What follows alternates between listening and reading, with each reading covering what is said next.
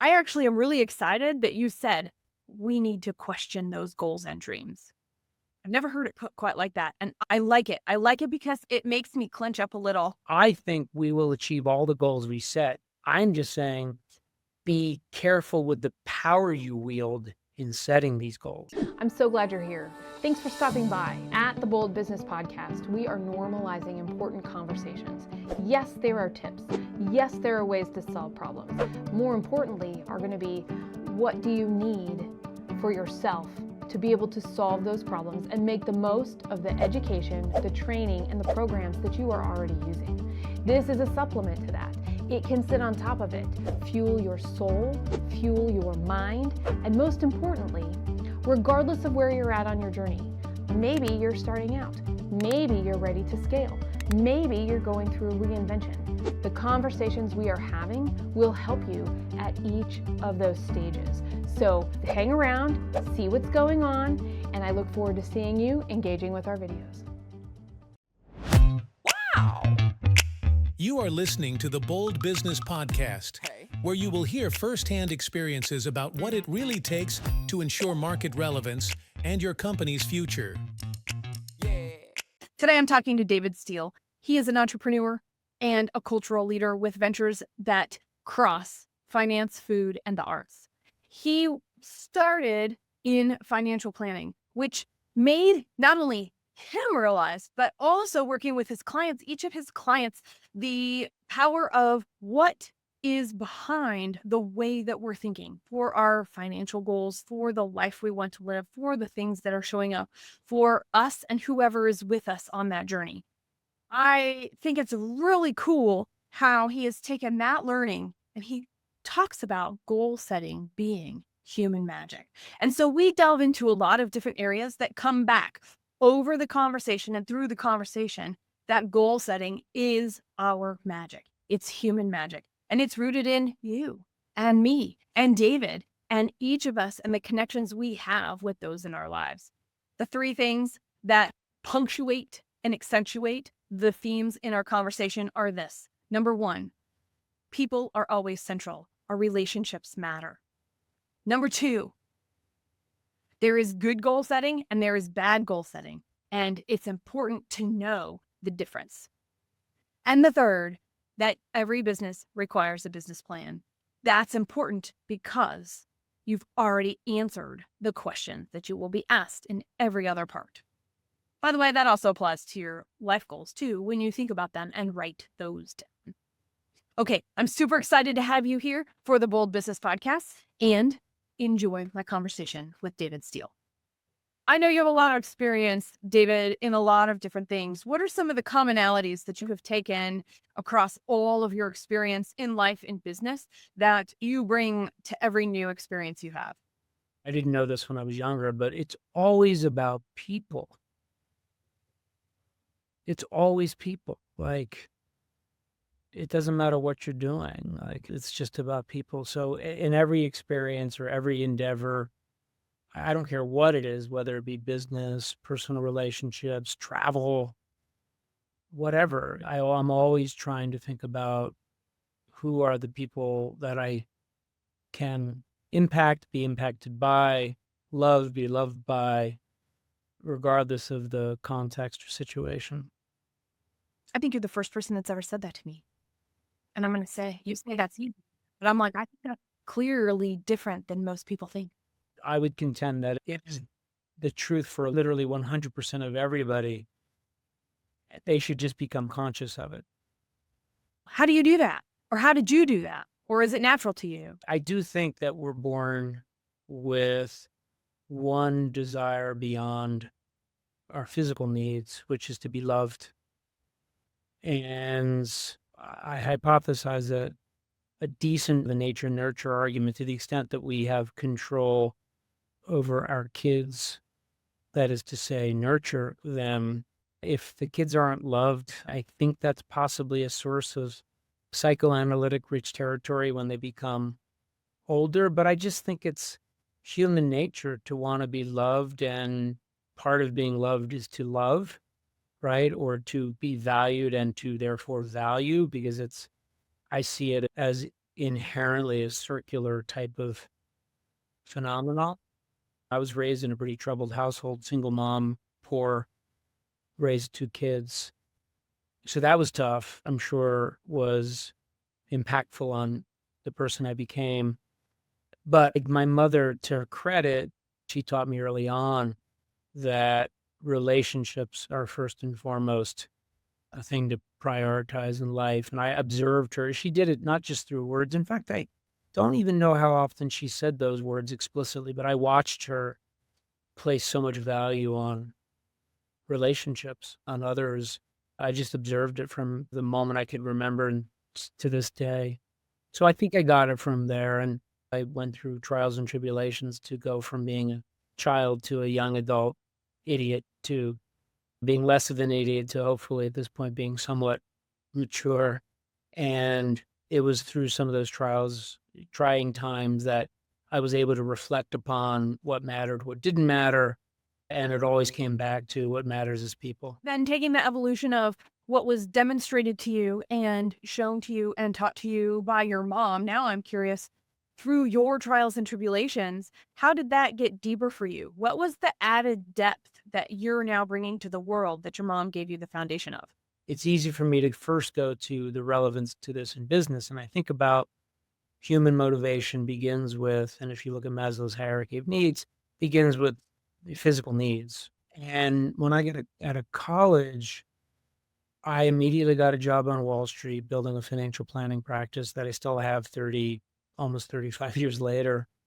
Really, if I'm honest, at the time, getting a client for my financial planning practice then was not an emotional or relational situation. It was to eliminate the fear I had of not eating and not being warm, dry, and fed, as I like to say.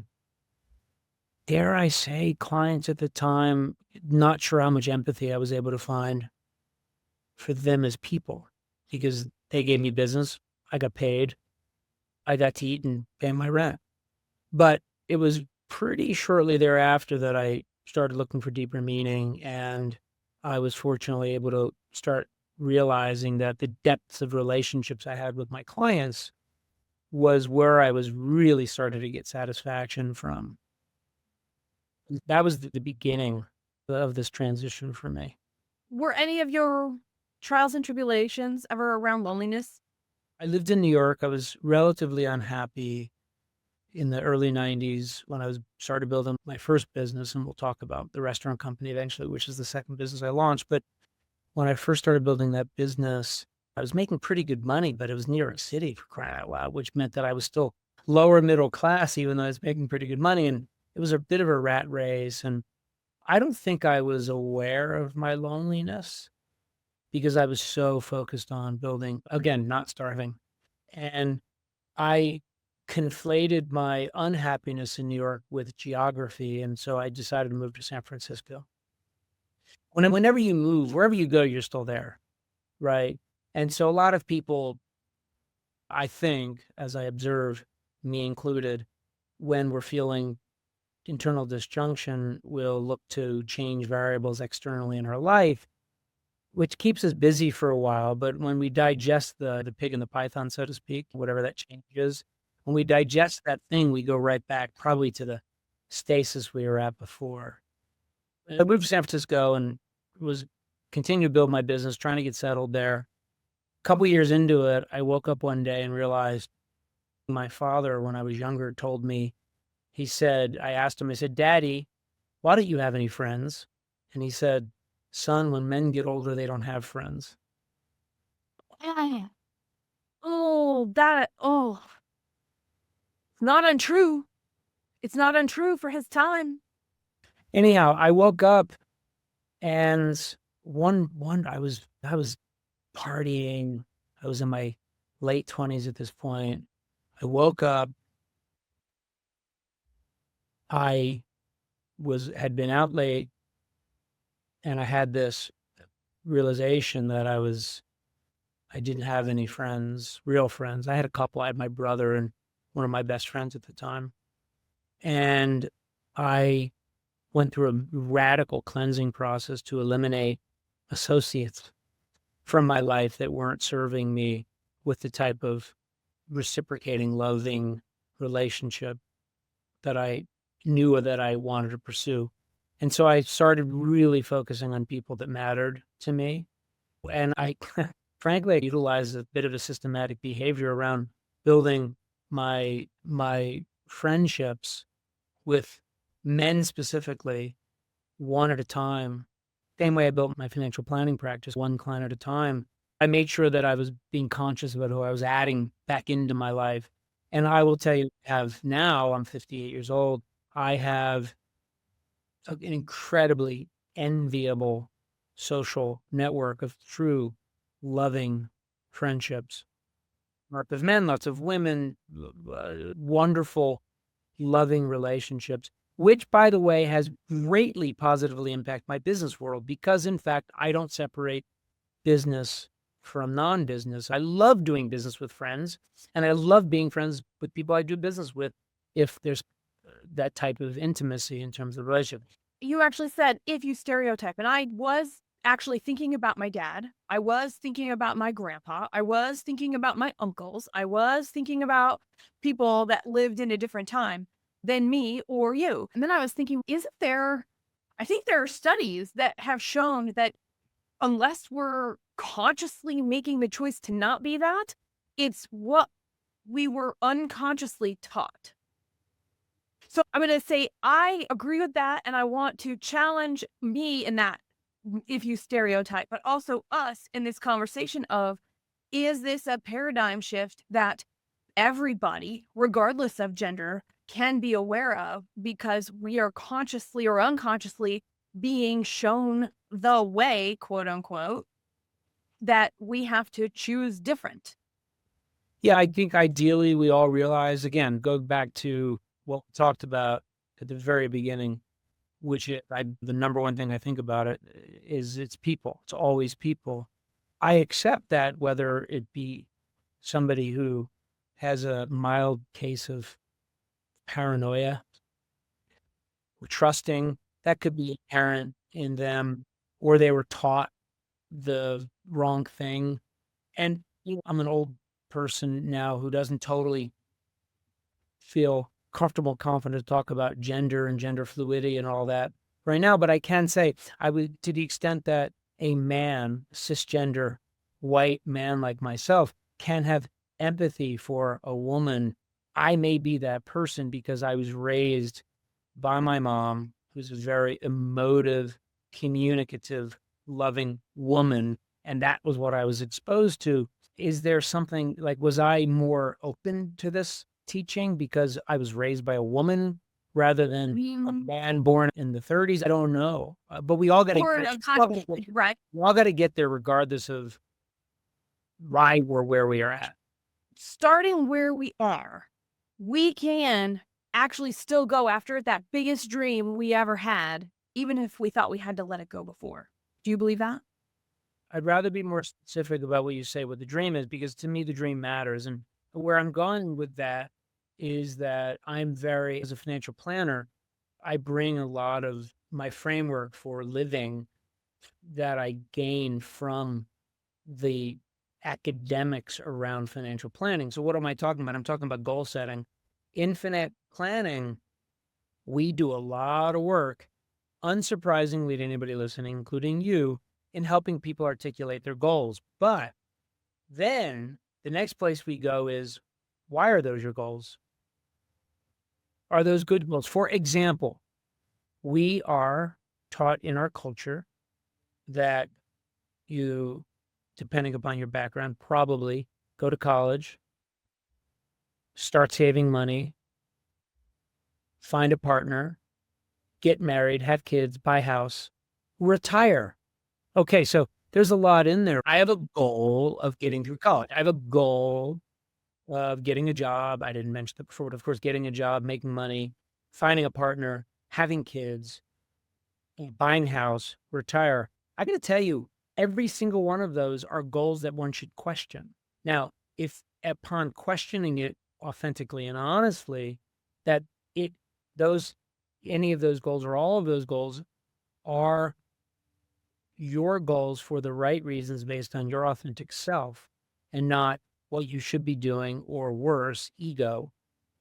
Ego moves. How early should I retire? How big should my net worth be? To me, those things really should be deconstructed because we put a lot of pressure on ourselves to have all those things go right or worse, go perfect. Share your thoughts and questions in the comments below. I thrive on your feedback and engagement. You're listening to the Bold Business Podcast, and I'm your host, Jess, Dewell.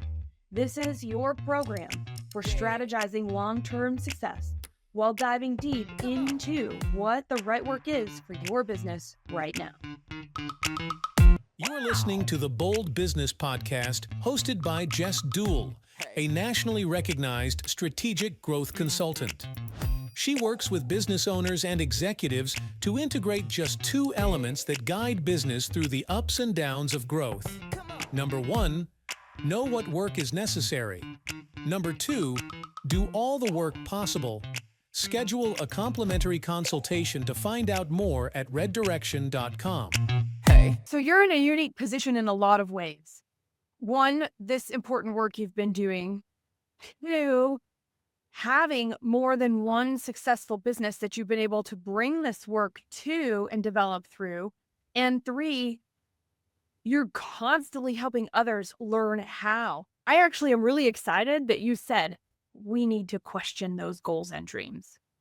That is, I've never heard it put quite like that. And I like it. I like it because it makes me clench up a little, David. Like right now I'm like, oh, what does that actually mean to me? And I actually realize I let go of goal setting in that sense of those big things because ultimately they were challenged and wrong. It was, can I be fed and pay my bills? Will I be secure no matter whatever happens? Everything in my life was supporting those, but I was still accidentally sabotaging myself. So I said, let's just not have those goals and let's just have this, right? So this was my path. I'm giving you my thing and I can't wait to hear your response to this. So I'm somewhere in the middle of this gray area of, I can do whatever I want. I feel comfortable with that. I can pay my rent. I can do these things, whatever I want to do, no problem. And now I'm like, maybe I need to actually go back and say, do I actually have goals beyond the next few years for Red Direction? What do I want to still be doing? How do I want to still be showing up? And are there things I don't want to do that might shape what that actually becomes because of who I am and all my experiences from today forward, not who I used to be to get here?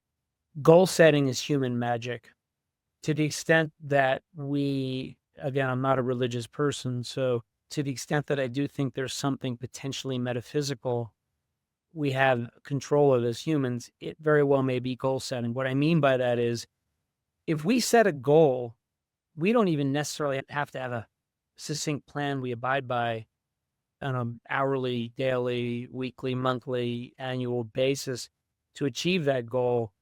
We're probably going to achieve all the goals we set. Probably, not for sure, but probably. Can we put the addendum when you're aligned with your highest self? I think you're going to achieve the goals even if it's not aligned with your highest self. That's my problem. I have a client, a very close friend, and he won we had a finance class. Maybe he'll listen to this. He'll get a kick out of it. I won't use his name because I'm going to give details, but we had a finance class and we were asking each other, what do you want to be someday? And I was like, I had no idea. Like I was like a sophomore and in business just because I don't even know why. And I said, I don't know, man. What do you want to do? He goes, I want to do mergers, acquisitions, leverage buyouts, that type of stuff. I'm like, who the hell is this person? Anyway, fast forward, the guy starts a little merchant bank, raising money for companies, took some equity in each of them. None of them won, but he identified this one company. He was able to acquire it for next to nothing and grew it. And next thing he was worth an extraordinary amount of money. He won. He was done. He and his kids and grandkids never had to work again if he chose. I would have bet anything that he would have continued to push to be a billionaire.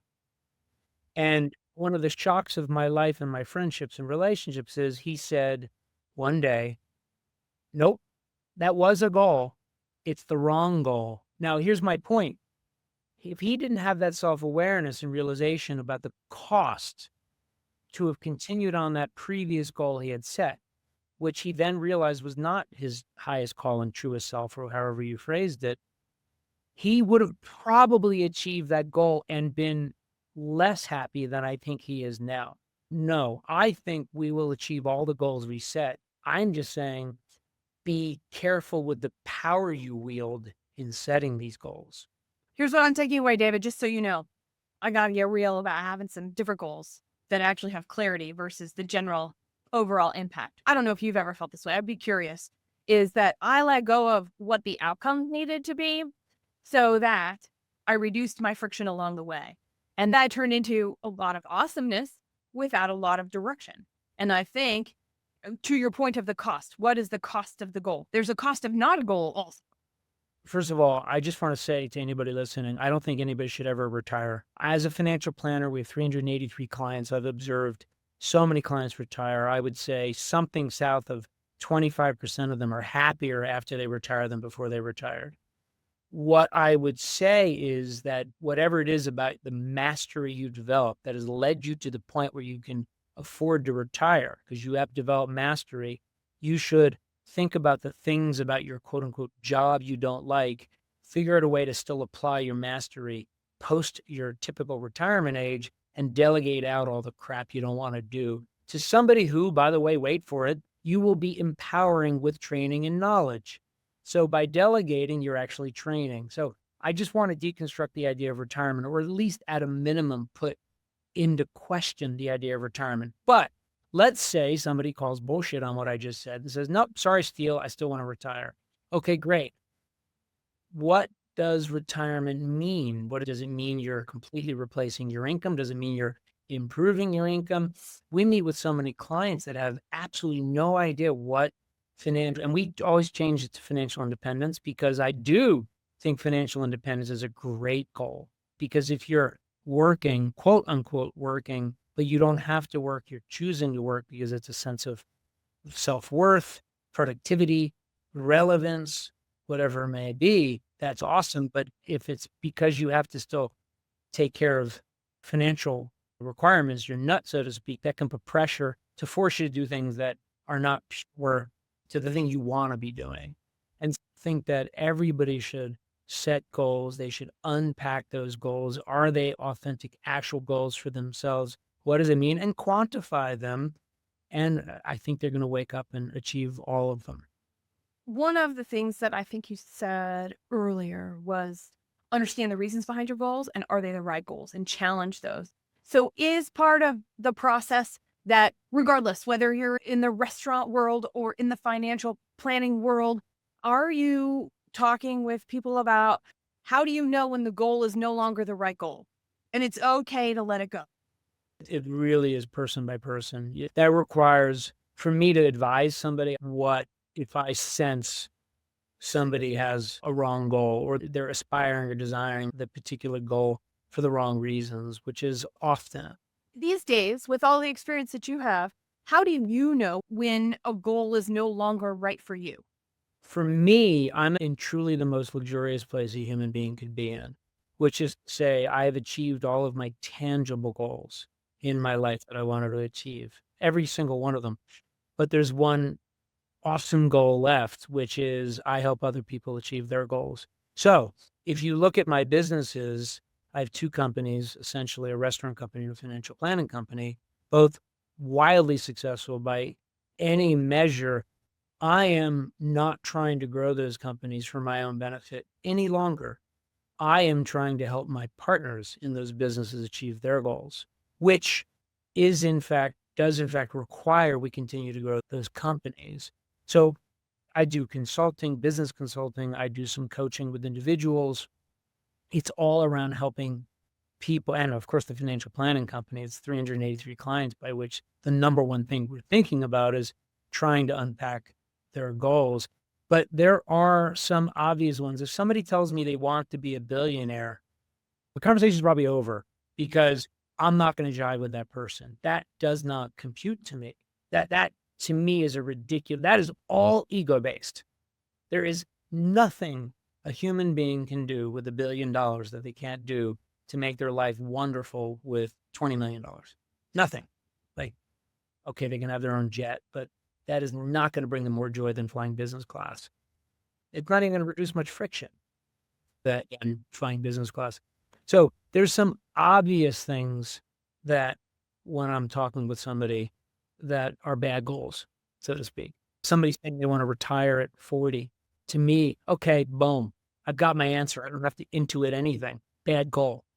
Are you familiar with the concept of fire and fat fire? Oh, you're talking about that retire early nonsense? Yeah. I love that you added nonsense. I was like, I don't know if it's nonsense or Oh, not. complete ridiculous nonsense. I feel it's nonsense. And it's nonsense because it eliminates one of the main reasons that being alive is so wonderful, which is having a sense of self-worth and value by way of developing mastery.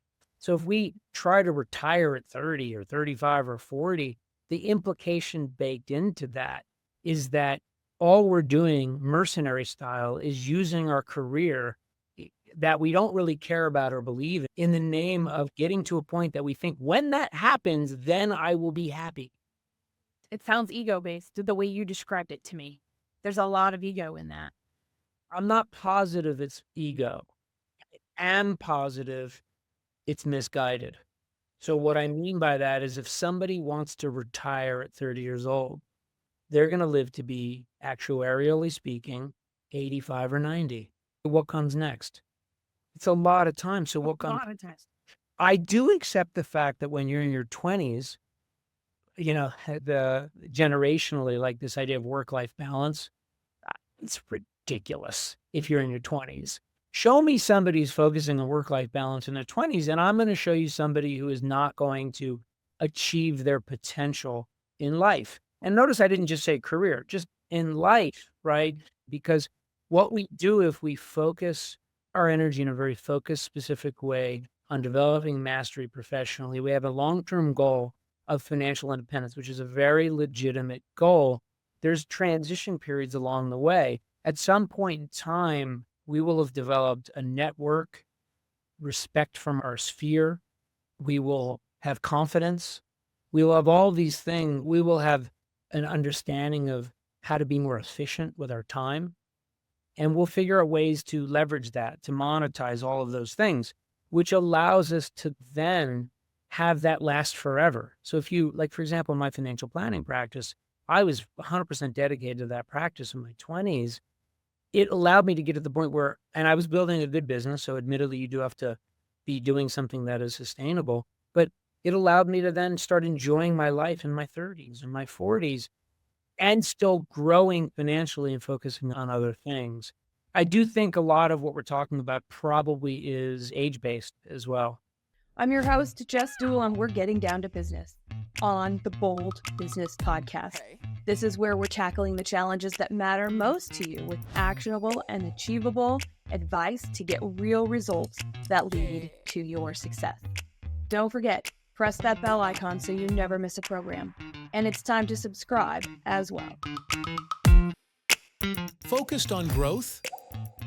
Listen to more programs like this which support the challenges and opportunities you are working with right now. Come on. Search Bold Business Podcast for the key terms at reddirection.com or your preferred podcast listening app. I want to go back to the human magic of goal setting. And we've been talking a lot about goals in a lot of different ways so far. When you called it human magic, when did you realize for yourself? I've written a couple of life plans. I used to do it like every 10 years. And after 2 of them, I went back and would look at them like, holy mackerel, I did everything on this list. And a combination of that, along with having a lot of success in my financial planning practice for clients and seeing them achieve all the things we more explicitly articulated and quantified, that's when I realized. So it was something that I realized in my 40s. I opened my first restaurant. So I have a restaurant company with 7 restaurants, 3 more opening over the next 18 months, and a consumer packaged goods business, 250 plus employees. All in California? Yes. Success by any measure. I was just curious if I could go to one up here, but Mhm. we'll go to California. Okay. But I had on my life plan was to open a restaurant. Really? Yeah, but it wasn't to build a restaurant company. I think when that restaurant opened and it was successful, fortunately, I think that was the period at the end of the goal setting is human magic sentence. It is amazing how even parts of our goals might show up, and that's actually how they developed or manifested for whatever reason. I think that's really cool. Is there a step knowing that you can write it down and you can get it, and you believe that being able to write it down, good, bad, for you or the world or whatever else, it can still happen at the actual cost, with the actual cost associated with it? Is there something that you have found over time that allowed you to consciously say, I'm going to set this goal and go get it, and identify some things that are either nuanced away from or actually better than the goal setting step process that we have? Before you're talking about this fire thing, retire early, whatever, and anybody listening, if they're a proponent of that, is going to call bullshit on what I said because they're like, wait, then you came back and said when you're in your 20s, you should just work. But I did also say you should just work and focus on your career. But I didn't say to retire. I then said to parlay that into continuing to use your mastery. So I really want to qualify that. And let's talk about good versus bad goal setting. My motivation to opening my first restaurant, if I'm honest, was because I wanted to be cool. I wanted to prove to the world that I could do it, right? There was definitely an artistic component to it, which is financial planning. I do see it as creative, but it's not so obviously publicly facing creative as opening a restaurant. And that probably has some authentic stuff baked into there. But a lot of it was I just wanted to be cool, right?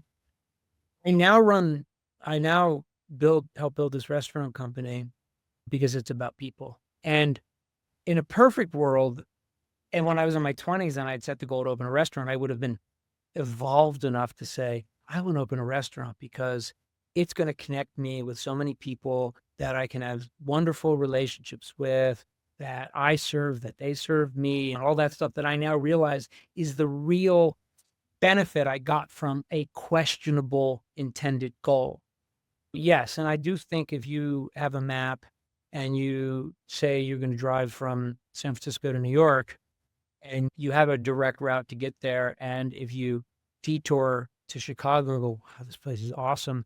And maybe Chicago's where you want to end up because it was a detour, but it's probably still better to have had that New York goal on the map to get you straight there, because if you didn't detour somewhere that you prefer, you had the most efficient way to get to that destination. So metaphorically speaking, I still think it's good to set goals, even though the detour may end up being better than what you intended the goal to be.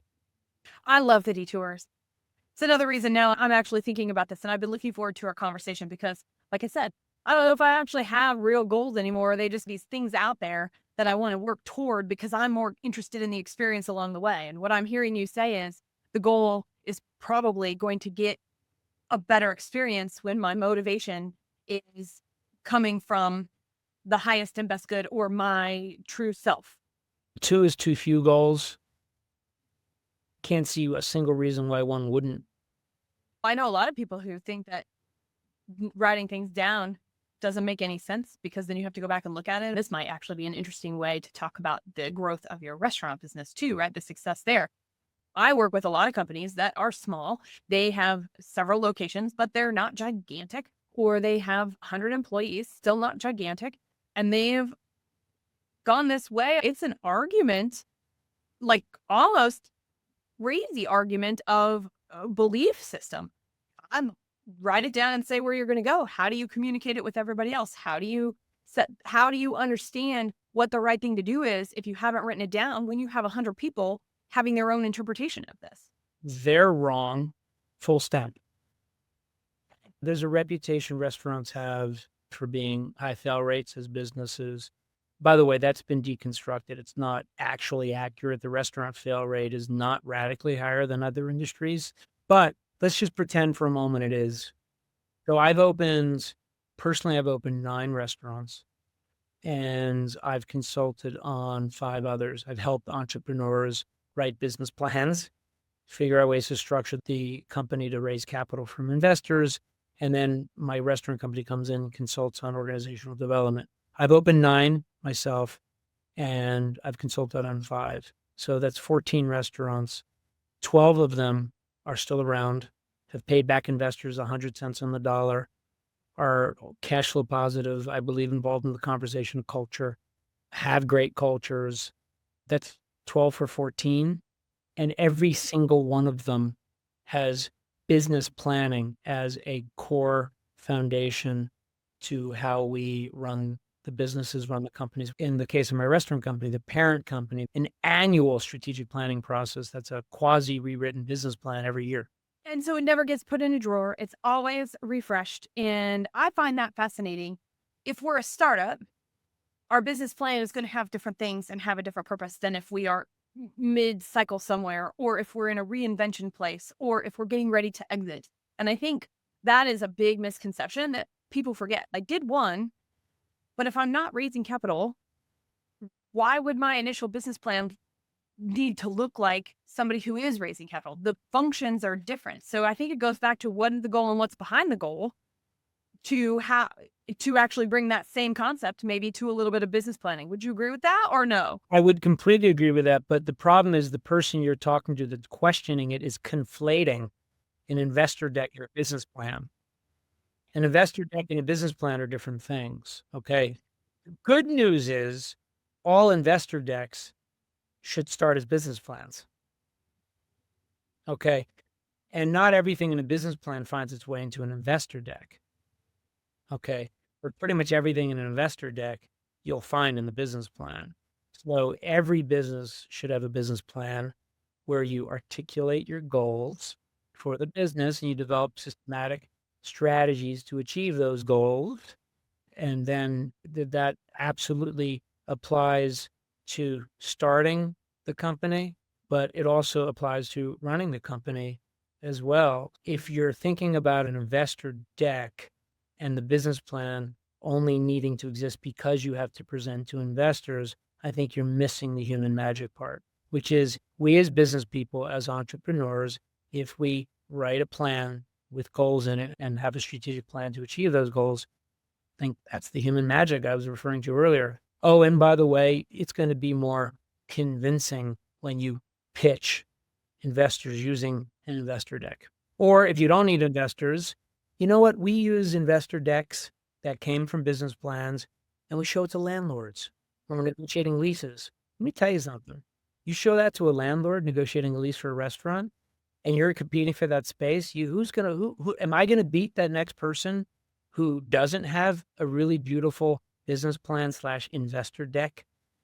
If I show it to a potential general manager of a restaurant or director of operations, do you think they're going to take me more seriously as a business operator because we have our shit together, so to speak? It's well planned. So these decks we're talking about are not even just for investor eyeballs. So the business planning process, absolutely critical. I believe deeply in it. And then from that, you can build myriad different types of decks, not only investor decks. Because it supports whatever the audience is and the goal that you have. And the depth is there of the information you need to be credible, to have that connection, and to answer any hard question the person that you're talking to may want to present you with. That's the sales process. What about the most important process, which is you've already answered the question to yourself as a business person. So therefore, the sales process is pretty easy because you've already answered the question to yourself. What's the biggest learning that you've experienced over all of your years of life? Could be when you're 8, could have been when you're 48. Sorry, I'm going to come back to people. Yeah. There is A moment? Or is this just the theme? I told you about the moment when I first moved to San Francisco and I still found myself you asked about loneliness, and I was relatively unhappy, even though I was warm, dry, and fed, and I knew I would be. And that's when I reflected upon the thing my father told me, which of course was sad and wrong, and was able to fortunately reflect upon the lessons my mother taught me, which then radically informed what I did with my life from that moment forward. And everything is always about people and relationships and being in the service of others. There's a really awesome book, and everybody's heard about it, How to Win Friends and Influence People. And everybody should just read that damn book. every year. I'd put that as part of the business planning process, actually, because what are the things that connect us? Why are we answering the question for ourselves? Can we hold it up to ourselves? Do we love and like ourselves? And then who are we working with? How do we work with them? And then who are we serving? To your point, I'm going to just say yes. The people that people find most interesting are the people that do the least talking and the most asking of questions. So you're going to be the most interesting person at the dinner table if you're actually doing less talking and more asking, which is because people like to talk. And they like to talk about what's important to them and what they're interested in. What you're doing in that by asking is you're celebrating somebody's value. Where are we on valuing each other as people and today in our world and our communities and our neighborhood? And what could we do to either leverage the good or increase the good to leverage? That's a very macro kind of question. And of course, it touches on the political environment we're in right now and the proliferation of mass media and AI, algorithmic driven business that really exists for the purpose of being provocative and frankly tearing us apart and riling us up emotionally. And I have absolutely nothing to say about any of that other than it breaks my heart. But what I do have to say is more about micro, which is me, you, anybody listening. We have complete control over ourselves in our sphere. And there's nothing we can do about the macro environment. As individuals, listen, I vote based on my beliefs. I give money based on my beliefs. I refuse to get upset and angry at things I read and hear. I refuse to get upset and angry about some of the implications of the question, the way you ask the question, which is completely legitimate and what everybody wants to talk about right now. I don't get upset and angry if I read an article and I'm 2 paragraphs in, now I've gotten the information needed to be culturally literate, and I start feeling myself agitated, and I go to a place of nihilism, which is easy to do. Guess what I do? I stop reading the damn article. I literally just stop. And if somebody listening goes, he's not well informed or he's missing a lot of information, okay, so be it. I'm not well informed, I'm missing information, but I have one life to live and I refuse to go there. And I can control my little mini micro world that I'm living in, or at least can say I have some control over the micro world we live in, and I'm going to focus my energy on that. Got it? Pause. It may mean I can't have a conversation about it intellectually or statistically or factually, but guess what? I probably don't want to have that conversation anyway, because like you said, I'm going to be putting my time, my money, my choices into the things that are important to me that I think make the world a better place. And that's sometimes good enough, always good enough, I would say. You can imagine those of our clients that are not supportive of Trump as our president were a bit more emotionally reactive and wanting to take decisive action in their portfolios maybe than those of our clients that were supportive of Trump as president. I'm not being provocative when I say that. No, you're not. When this was all happening, this type of attitude that I had around refusing to let the headlines trigger me emotionally allowed me to go back to traditional academic rules of thumb around financial planning and investing, which is focus on long-term goals and stick with the plan. And so I think it's really important that we all do the mental gymnastics necessary to control our emotions. And if we find ourselves getting triggered emotionally, we have a fight or flight instinct as human beings. And so if we get triggered emotionally, there's a understandable desire to take action. Guess what? Oftentimes when you're triggered emotionally, that's probably not the time to take action. I don't know about your experiences, but all my experiences that I'm like, I push. The pause would have been really good right there. A pause of, is it an emotional reaction? Being able to recognize it is an emotional reaction and then say, is this the time? Is there validity in questioning the plan or the goal or the thing? Or is it important to the equivalent of sleep on it?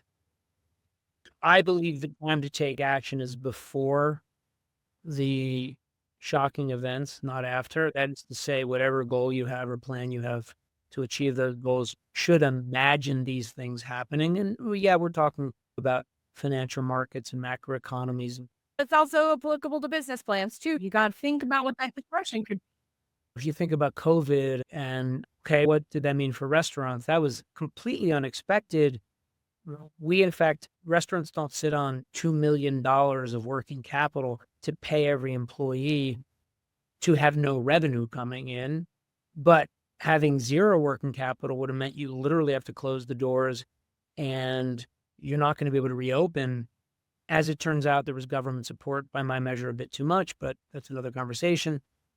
And it really did save businesses that didn't have any revenue coming in during the period of time. But we didn't know that, and that took a few weeks. We had working capital in the bank to allow us to then get to the government support, to allow us to then get to being in a position of strength when the world reopened. So, yeah, I mean, I think it does apply to, for sure, it applies to business, not just investing. Technology startups have the valley of death. My goodness, anybody getting married, you should absolutely have a prenup. And all a prenup is a contract that says, hey, if things don't work out, here's how things are going to be handled. It just is an agreement. It's a contract that says, could be both people have equal assets. They still should do a prenup. It's the most. We do it in business. It makes sense to do it in every most relationship. important contract you're ever going to sign in your life. And it usually is given the least amount of thought. I'm not saying get married, but I'm saying have a contingency plan, because the prenup then is you're preparing, okay, if things, God forbid, don't work out here, I'm ready for it. So you're not blindsided. So it doesn't matter what it is that you're doing in life, what the goal is. There is, in fact, a way to prepare for the unexpected. I want to know what makes it bold, David. What makes it bold to really embrace the human magic of goal setting? If somebody is deconstructing goals to make sure it's a worthy goal that's not ego-based or only really because you're supposed to me, that's pretty bold. That's really bold. I also think that we have self-limiting beliefs. And so I think in a more traditional sense, being bold is to challenge your goals to make sure, because I think everything, the implication of all we've talked about with goal setting, that me deconstructing the idea of goals being just inherently, you're born with them, they're culturally influenced by your family or whatever. I also think we are nature or nurtured into not achieving all we can achieve. So the other side of that same coin is, I said, don't try to do this fire thing where you retire at 30. On the other hand, really ask yourself the question, what does financial independence mean? And maybe, in fact, it's bigger and bolder than you imagined, or the person you're looking for and the traits you're looking for in a spouse, or what you want for your children, or where you want to live, or maybe you want to live in multiple places, which I do, by the way. These are all ways of being bold that I don't think are natural. So I would point to goal setting and deconstructing the goals and making sure they're truly worthy goals for you. That's bold. And being aware of your self-limiting beliefs and pushing yourself in the other direction where worthy. Every single time I have a conversation, I take away something that I want to share with 25 people. I know when you're listening to this podcast, you're also listening for that and will have something that you want to share. In the comments, I would like for you to engage with us. What is that thing that you want to tell 25 people from this program? Here's why it's important. It's important because, yeah, there are going to be how-tos. Yes, there are going to be steps. Yes, you're going to be like, oh, I wish I wrote that down. I wish I wasn't doing this and I could actually take action on that right now. But guess what? You're not. So engage right now, because that one thing you want to share with others will be the thing that you can figure out how to incorporate in your business, in your workflow, in your style tomorrow. Wow! Jess hosts the Bold Business Podcast to provide insights for building a resilient, profitable business by deeply understanding your growth strategy, ensuring market relevance and your company's future. It is bold to deeply understand your growth strategy with your host, Jess Dewell. Get more information about how to drive solutions and reset your growth mindset at reddirection.com. Thank you for joining us, and Special thanks to our post-production team at The Scott Treatment.